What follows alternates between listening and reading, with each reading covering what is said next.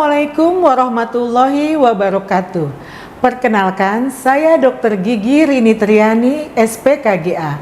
Saya sebagai dosen di Fakultas Kedokteran Gigi Universitas Profesor Dr. Mustopo Bragama di Jakarta. Saya merupakan pengajar pada Departemen Ilmu Kedokteran Gigi Anak atau IKGA, dan saat ini saya dipercaya sebagai menjabat Kepala Departemen Ilmu Kedokteran Gigi Anak. Biodata saya menyelesaikan program S1 dan program kedokteran gigi di FKG Universitas Profesor Dr. Mustopo Bragama pada tahun 1990 sampai 1996, dan kemudian menyelesaikan program pendidikan spesialis 1 bagian ilmu kedokteran gigi anak FKG UI pada tahun 2000 sampai 2003. Dokter gigi spesialis gigi anak adalah dokter gigi yang bekerja untuk menangani seluruh permasalahan gigi dan mulut pada anak dan permasalahan gigi dan mulut pada anak berkebutuhan khusus. Sebagai dosen, saya telah melakukan berbagai penelitian yang berhubungan dengan kompetensi saya. Adapun penelitian yang telah saya lakukan mengenai yang pertama, dampak pemeliharaan kebersihan gigi dan mulut terhadap oral health related quality of life pada anak autism spectrum disorder. Yang kedua, keterkaitan pola makan dengan food neophobia pada anak autism spectrum disorder persepsi orang tua. Yang ketiga, pengaruh distraksi video game terhadap perubahan kecemasan anak usia 7 sampai 10 tahun pada tindakan anestesi infiltrasi. Selain melakukan penelitian, saya juga mempublikasikan hasil penelitian saya ke jurnal kedokteran gigi anak, baik jurnal internasional maupun jurnal nasional. Yang pertama, dengan judul Association Between Eating Pattern and Food Neophobia in Children with Autism Spectrum Disorder Parents Perception, merupakan hasil penelitian atau pemikiran yang dipublikasikan dalam bentuk jurnal nasional. Yang kedua, distraksi visual, video animasi, dan virtual reality dalam mengurangi kecemasan anak usia 7 sampai 10 tahun pada tindakan anestesi infiltrasi, merupakan hasil penelitian atau pemikiran yang dipublikasikan dalam bentuk jurnal nasional terakreditasi Kemenristek-Dikti. Yang ketiga, efektivitas distraksi video game terhadap penurunan kecemasan anak usia 7 sampai 10 tahun pada tindakan anestesi infiltrasi, yang merupakan hasil penelitian atau pemikiran yang dipublikasikan dalam bentuk jurnal nasional. Yang keempat, halitosis in elderly, a pilot study in Tresna Warna Melania Nursing Home, merupakan hasil penelitian atau pemikiran yang dipublikasikan dalam bentuk jurnal internasional bereputasi. Saya juga sering melakukan pengabdian masyarakat, baik pada masyarakat umum maupun pada anak ataupun anak berkebutuhan khusus, antara lain. Yang pertama, cegah stunting dengan meningkatkan kesehatan gigi dan mulut pada ibu dan anak. Yang kedua, senyum sehat anak sindrom Down. Yang ketiga, edukasi dan pemeriksaan gigi mulut anak cerebral palsy beserta orang tua dan pengasuh Yayasan Difabel Action Indonesia. Yang keempat, pelaksana pengabdian masyarakat nasional yang diselenggarakan oleh Ikatan Dokter Gigi Anak Indonesia atau IDGAI. Saya juga pernah diundang menjadi narasumber dalam talk show di TVRI yang membahas mengenai karies gigi pada anak. Dok, saya jadi penasaran gara-gara ngomongin soal makanan keras nih. Ada yang bilang kita kan sekarang banyak banget orang-orang yang gigi bungsunya mesti dicabut. Karena tumbuhnya tuh nggak benar. Ya. Nah, itu apakah betul karena orang tuanya nggak ngasih makanan yang keras? Iya, betul banget. Iya, jadi saking sayangnya sama anak, makan ayam disuwir-suwir, sampai pisang aja segala, apel dikukus. Aduh. Itu ada. Ya. Iya, atau iya seperti itu. Atau ngejus tuh. Iya kan? Pokoknya yang penting bisa masuk katanya vitaminnya. Tetapi kan berarti fungsi pengunyahannya tidak maksimal. Ya akhirnya kalau dia begitu kan rahangnya sebagai tempat untuk giginya tumbuh, dia tidak berkembangnya dengan baik. Akhirnya dia bisa tumbuhnya kemana-mana suka-suka. Oh, makanya dimencong-mencong. Iya. Dokter Mas. Sistem pembelajaran yang dilakukan saat ini adalah sistem blok terintegrasi dengan proses pembelajaran berupa Student Centered Learning atau SCL, disertai metode Program Based Learning atau PBL dan tahapan 7 Jumps yang diselenggarakan dalam 8 semester. Metode ini terdiri dari 46 blok kuliah, yaitu 13 kegiatan praktikum, 7 modul skill lab dan 3 mata kuliah non-blok dengan total SKS 145 SKS. Dengan sistem blok ini, saya menjadi dosen pengampu pada mata kuliah antara lain. Yang pertama, bahan ajar diagnosis dan rencana perawatan pada blok kelainan jaringan keras gigi dan pulpa 1 di semester 2. Yang kedua, bahan ajar interseptik ortodontik pada blok kelainan maloklusi dental 1 di semester 4. Yang ketiga, bahan ajar psikologi perkembangan anak pada blok manajemen perilaku di semester 5. Yang keempat, bahan ajar erupsi gigi sulung pada blok kelainan jaringan lunak 1 semester 5. Yang kelima, bahan ajar anestesi lokal dan kontrol nyeri pada blok bedah dental 1 di semester 6. Yang keenam, bahan ajar pencabutan gigi anak pada blok bedah dental 1 di semester 6. Yang ketujuh, skill lab oral diagnosis di semester 7. Yang kedelapan, skill lab IKGA di semester 7. Pada saat ini, saya sedang menjalani proses sertifikasi dosen Kemenristek Dikti tahap 1 pada gelombang 1 tahun 2024 yang meliputi: pertama, bagaimana cara menyampaikan materi pembelajaran yang saya ajarkan. Yang kedua, bagaimana interaksi saya terhadap mahasiswa. Yang ketiga, bagaimana sistem penilaian program pembelajaran. Saat ini saya juga dipercaya menjadi penanggung jawab blok manajemen perilaku untuk mahasiswa semester 5. Blok manajemen perilaku ini merupakan blok dengan berbagai macam rumpun ilmu, diantaranya ilmu psikologi dan ilmu farmakologi. Sistem pembelajaran yang dilakukan pada blok manajemen perilaku ini yaitu berupa pemberian uraian materi, tutor, dan pleno secara langsung. Pemberian materi ini dilakukan pada kuliah blok dengan topik yang ada di blok tersebut. Jadi, pada awal blok akan dilakukan pemberian awal kuliah sesuai dengan topik yang diampu. Berikut video pengajaran di dalam kelas. Psikologi perkembangan anak ini dari berbagai aspek ya, motorik, kognitif, sosial, emosi, dan persepsi. Masing-masing kita akan terangkan. Perkembangan motorik. Perkembangan motorik itu dipengaruhi oleh bisa dari genetik maupun lingkungan.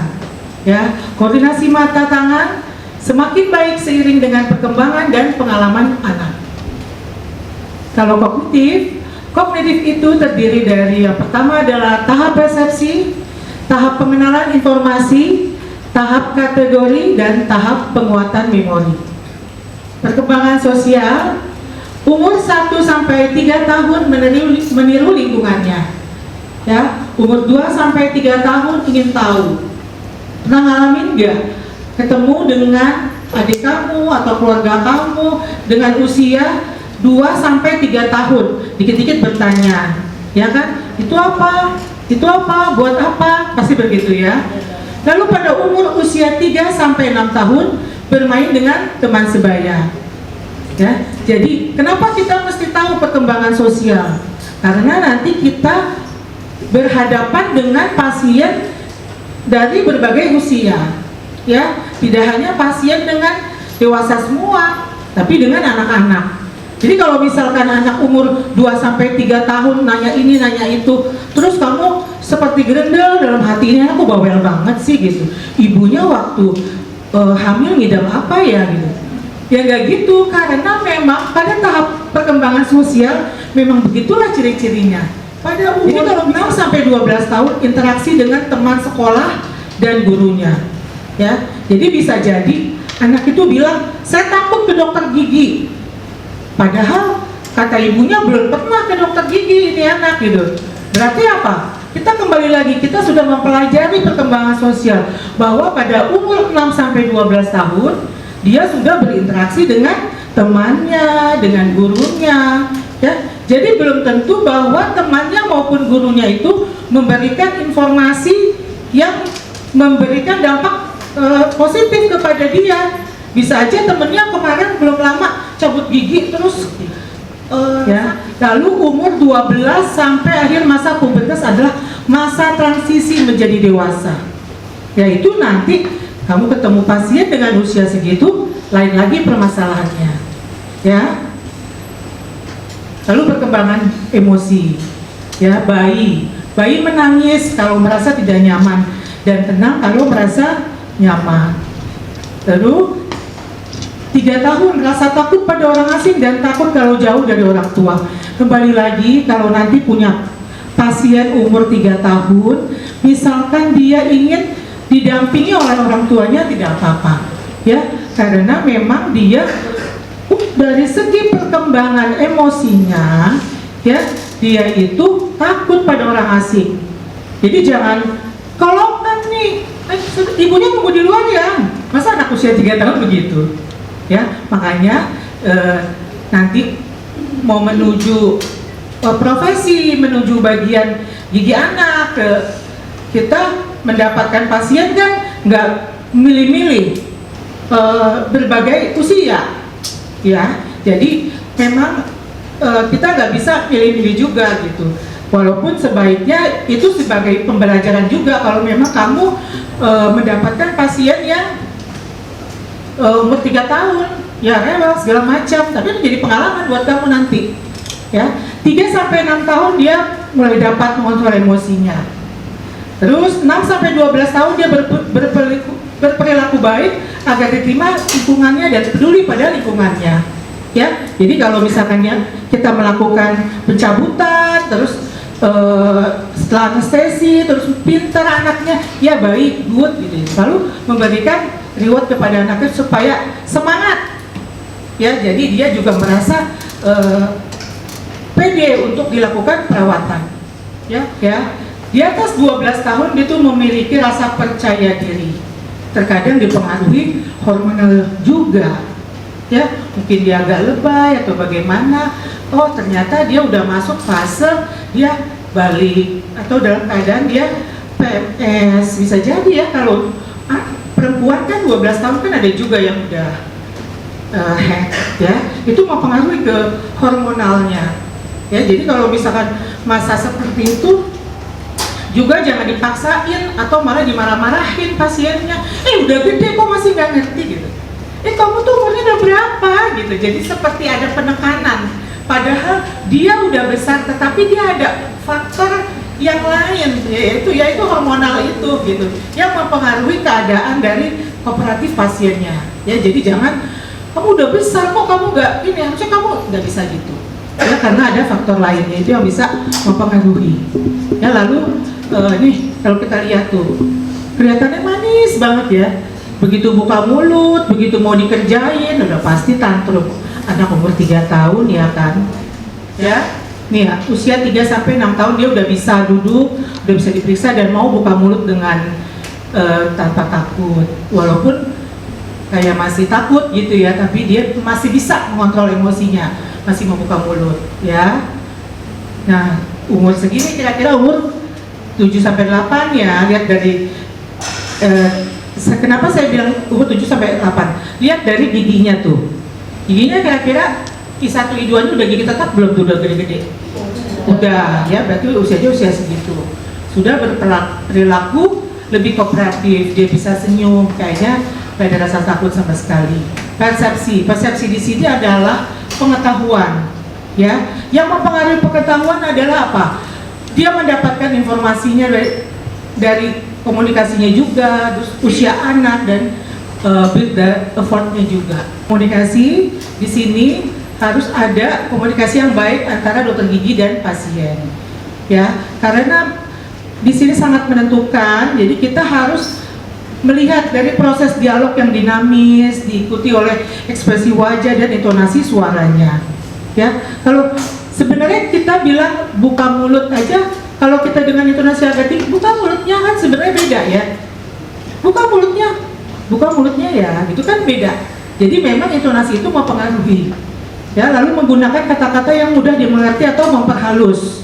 Ya, jangan giginya dicabut ya, gitu. Dia udah ketakutan kalau dicabut. Bilang aja giginya mau diperbaikin dan ini yang gigi yang lamanya harus diambil karena ada gigi baru yang ingin menempati, ya. Tetapi jangan kita berkata bohong. Kalau dari pertama enggak, cuma dilihat aja waktu gigi dicabut. Udah. Nanti kapan-kapan dia ke sana, oh dokter giginya itu tukang bohong, udah pasti begitu. Ya, jadi sama anak-anak kita nggak boleh bohong, nggak boleh bilang mau nambal terus nggak taunya dicabut, terus nggak dipapain, nggak taunya kita melakukan tindakan. Jadi dari pertama kita selalu bilang gini, iya gigi mau diperiksa dulu, giginya mau diperiksa.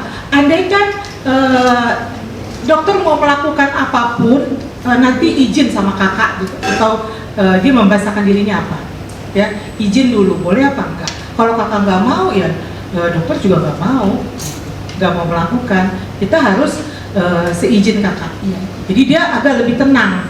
Jadi andaikan kita mau menyambut gigi pun, kita bilangnya jangan nyambut gigi. Giginya mau nggak diperbaikin? Karena ini gigi barunya udah ada. Jadi kita harus mempersiapkan tempatnya mana nih. Kalau misalkan gigi baru, ini nggak ada tempatnya, kita harus siapin tempatnya. Gitu. Ya seperti itu. Jadi diperhalus kalimatnya. Ya, jadi komunikasi itu bisa verbal, non verbal, bisa langsung atau tidak langsung. Ya, konsep perawatan gigi anak.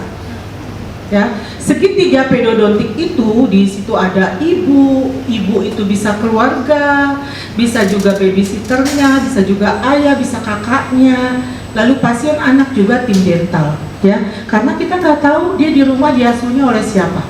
Kalau misalkan dia dari pagi sampai malam orang tuanya bekerja, berarti ada pengasuhnya, ya. Dari situ kalau di waktu pada saat dia datang ke dokter gigi itu diantarnya sama babysitternya gitu misalkan, ya kita harus menjalin hubungan itu, ya. Jadi kita harus memastikan bahwa ini memberikan dampak yang baik, ya. Dan kita harus masih penjelasan juga. Ya, jadi belum tentu segitiga pedodontik ini memberikan suatu bisa dia baik kalau hubungannya baik, atau kalau misalkan nggak baik jadi akhirnya merusak, akhirnya tidak bisa terbentuk segitiga yang saling mendukung.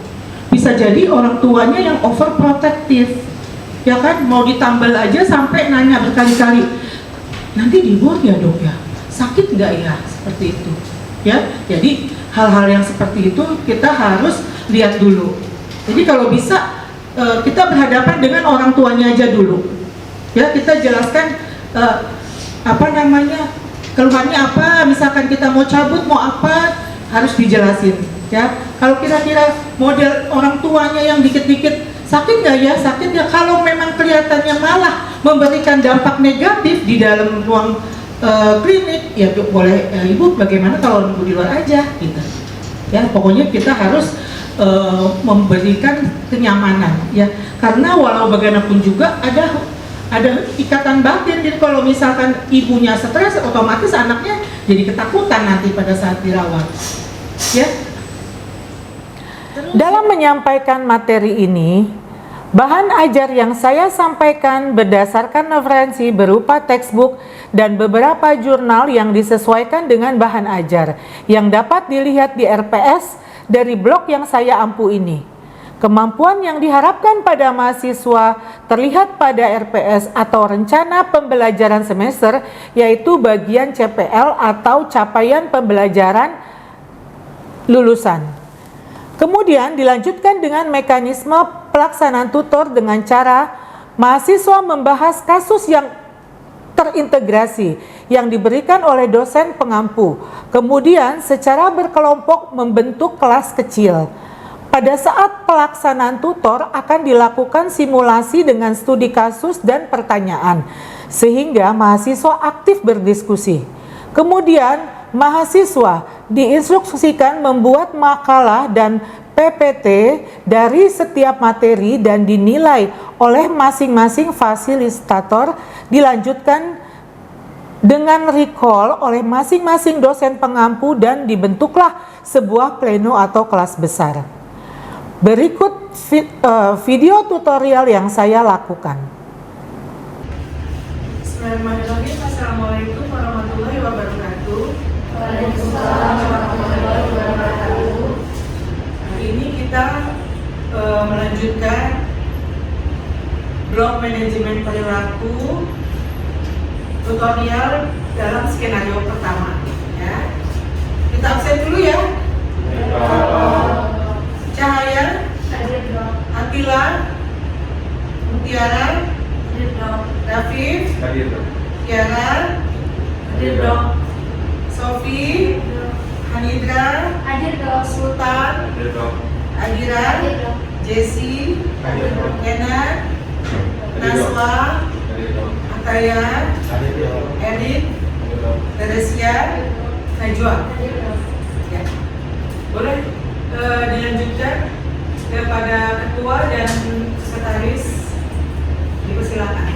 Selamat siang dokter dan teman-teman semua. Saya Mutiara selaku ketua tutorial 1 dan sekretaris Nadindra melakukan yang pertama ini dibacain nggak ya dok skenario ini?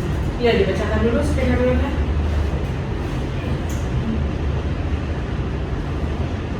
Untuk skenario manajemen perilaku itu seorang anak perempuan usia 6 tahun datang ke dokter gigi diantar kedua orang tuanya. Pada saat anamnesis dengan orang tua diketahui bahwa kunjungan ini merupakan kunjungan pertama anak ke dokter gigi dengan keluhan ada gigi yang berlubang. Tampak orang tua bersikap otoriter. Beberapa komponen penilaian terhadap mahasiswa yaitu yang pertama tugas kelompok tutor, pembuatan makalah dan PPT pada tiap kasus yang diberikan. Yang kedua tugas mandiri, yang ketiga ujian tengah dan akhir semester. Sistem penilaian secara holistik pada blok ini memiliki bobot yang pertama nilai tutor 50%, yang kedua UTS 25%, lalu nilai UAS 25%. Sebagai penutup materi manajemen perilaku diharapkan mahasiswa mampu memahami perkembangan psikologi pada anak dan sikap yang sebaiknya dilakukan dalam menangani tingkah laku anak dalam perawatan gigi yang merupakan dasar dalam perawatan pada pasien gigi anak. Selain melakukan pengajaran di kelas, saya juga berperan sebagai dosen pembimbing skripsi pada mahasiswa tingkat akhir program akademik. Adapun beberapa judul skripsi tersebut antara lain pengetahuan orang tua atau pengasuh terhadap penggunaan fluoride untuk pencegahan karies gigi anak autism spectrum disorder. Yang kedua, tantangan orang tua anak autis spektrum disorder terhadap perawatan kesehatan gigi dan mulut. Yang ketiga, pengetahuan dan sikap orang tua anak autism spektrum disorder pada kunjungan ke dokter gigi saat pandemi. Yang keempat, kesadaran orang tua atau pengasuh terkait kebutuhan perawatan gigi dan mulut anak cerebral palsy. Di samping tahap akademik, saya juga merupakan dosen DPJP pada program profesi. Dalam tahap penyelesaian program profesi kedokteran gigi, maka mahasiswa harus menempuh mata kuliah ilmu kedokteran gigi klinik selama 4 semester. Kegiatan klinik kedokteran gigi anak diselesaikan dalam 3 semester, yaitu semester 1, 2, dan 3. Dalam mata kuliah ini terdapat beberapa requirement yang harus diselesaikan dan dianggap kompeten oleh mahasiswa seperti tindakan pencegahan, perawatan, dan rehabilitasi sebagai berikut, yaitu diagnosa dan rencana perawatan, dental health education, topical aplikasi fluoride, fissure sealant, restorasi gigi sulung, restorasi SSC, perawatan saluran akar, pencabutan gigi sulung, analisa gigi bercampur, pemasangan space maintainer.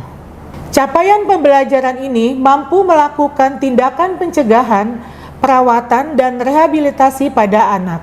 Pada tahap profesi ini, mahasiswa melakukan pembelajaran dan sudah bekerja langsung kepada pasien dan tetap dalam pengawasan dosen DPJP sesuai dengan tingkat kemampuannya. Berikut video pada saat saya menjadi DPJP di bagian profesi kedokteran gigi anak.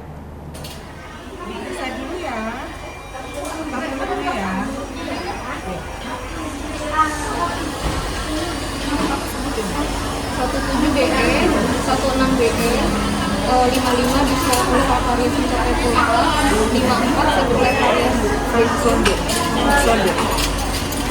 Yang 55 capai pulpa? Belum. 55 dentin ya? Ya. Jadi keluar utamanya gigi apa? Gigi 75, gigi belakang. Dia lubangnya bagaimana?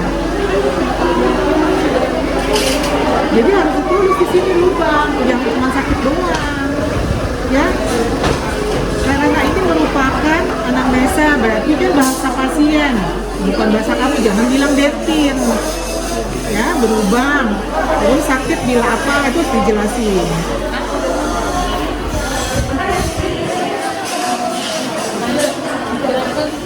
Ya, pada karies dentin yang diperiksa apa aja?